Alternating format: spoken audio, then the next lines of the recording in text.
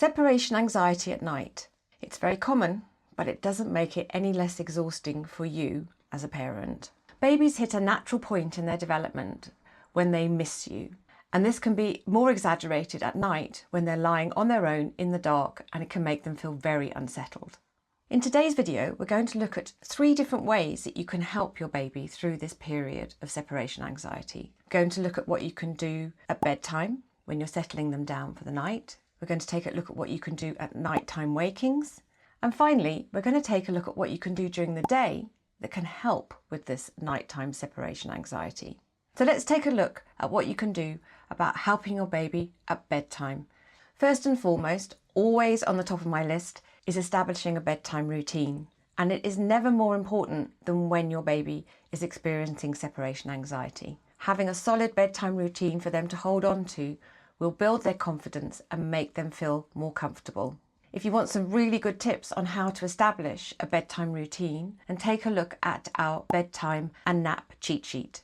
You can download it for free, and it's got some really helpful, actionable tips to help you establish that all-important bedtime routine. Second on the list is making sure that your baby's sleep environment is conducive to sleep. You want to give them the best opportunity to fall asleep and stay asleep. And if you've ticked off all those boxes, then you can concentrate on other aspects of separation anxiety. So introduce a white noise machine. White noise machines cut out ambient noise in the house so they don't wake up if somebody makes a noise once you have finally got them settled. And they can also provide a soothing, calming, comforting environment for your baby to fall asleep to. Same can be said for audio apps. They can provide background noise, they can provide music or other soothing noises to help your baby settle and to keep them company when they're separated from you. I would also install a night light. Night lights give your baby comfort, but they also make it easier for you to address nighttime wakings without having to turn on a big light and be disturbing your baby's sleep even more. And also make sure the room is at the right temperature. You don't want to be worrying that your baby's too hot or too cold. They have to be in the right nightwear, and the room needs to be at a good temperature. Finally, if your baby is over 12 months old, you could introduce a lovey, some special toy that they're attached to that they can cuddle up with that can keep them company. You might even consider putting in an item of clothing or something that smells of you. That can also be very comforting for a baby that's suffering from separation anxiety. So now let's talk about the actual settling of your baby before you say goodnight and before you leave them. And this is the trickiest and the hardest bit for you if your baby is going through separation anxiety. Put your baby in their crib after a quick cuddle and lay your hand on their tummy, pat them or rub them and get them settled. I would try and leave before they're fast asleep, but if you have to start off by letting them fall asleep while you're doing this, then that's stage 1. But I would avoid rocking and feeding them to sleep, putting them in the crib and then sneaking away. This just increases separation anxiety because it means they cannot trust you. You have given them all this comfort, put them down in the crib and they wake up and you're not there. And this will just make it take longer for you to get them over this phase. Finally, if your baby is still struggling with you leaving them at bedtime, despite having implemented the previous steps, then I would suggest some gentle sleep training. I would say the camp out method or chair method, and for the slightly older baby, the promised return or I'll be back method. For more information about those training methods, take a look at our Teething to Tantrums post on sleep training. There'll be a link in the description box below. I would like to say at this point, I would not recommend the crying out method. It will only make your separation anxiety situation worse and will increase the separation anxiety and feeling of abandonment in your baby. So do not try that method. So now let's move on to the things that you can do when your baby wakes at night to help them with their separation anxiety. Firstly, don't rush in as soon as you hear them make a sound. You might be surprised, and for every time that they fall back to sleep on their own, that's a success. However, if they do start to get upset, go in, use soft words, keep very interactions to a minimum. Try not to say too much apart from anything that you're just trying to soothe them. And try and settle them in the crib. If you can, avoid picking them up. Just resettle them, pat them, stroke them, offer some soothing words, calm them down, and then try and leave.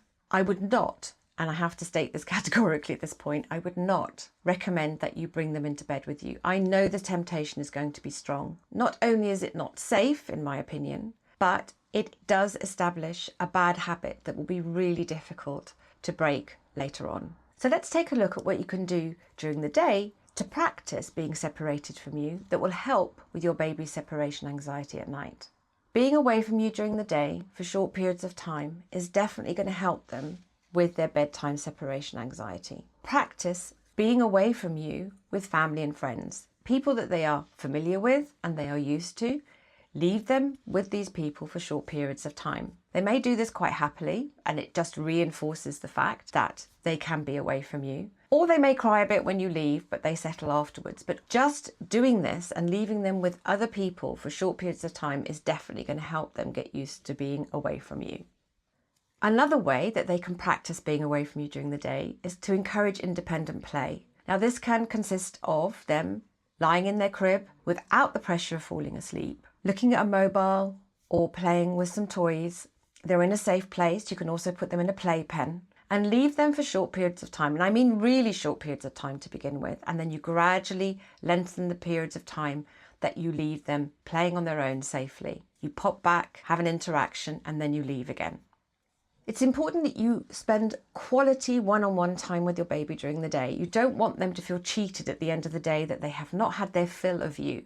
So they need to have had a lot of one-on-one time with you so they're not wanting more when bedtime comes around. And it's also good for you psychologically to know that you've given them that time and that you don't feel guilty about leaving them at bedtime.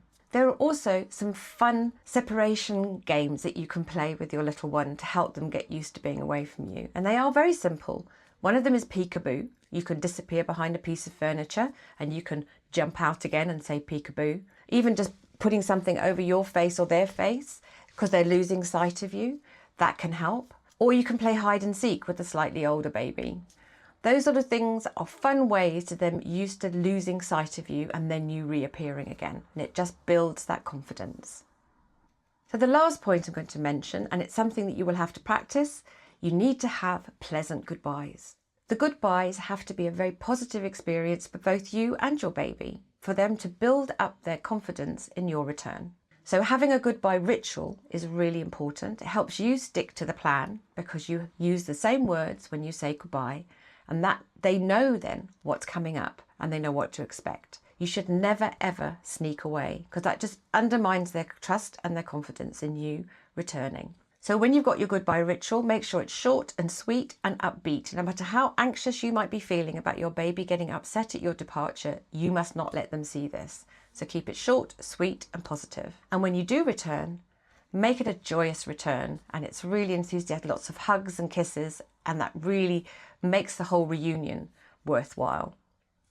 So it's important to stay calm, loving and supportive during this very, very natural phase in your baby's development. The fact that they have bonded with you so closely that they are experiencing separation anxiety is a positive way of looking at it. And if handled correctly, it will pass. For more information on how to handle separation anxiety in babies and in toddlers, take a look at the Teething to Tantrums website. We have lots of posts there and we've got handy videos. Also, don't forget to like, comment and subscribe. As I said, I'm always happy to hear from you. And if you've got any topics that you'd like me to record in the future, please let me know. Thank you for watching.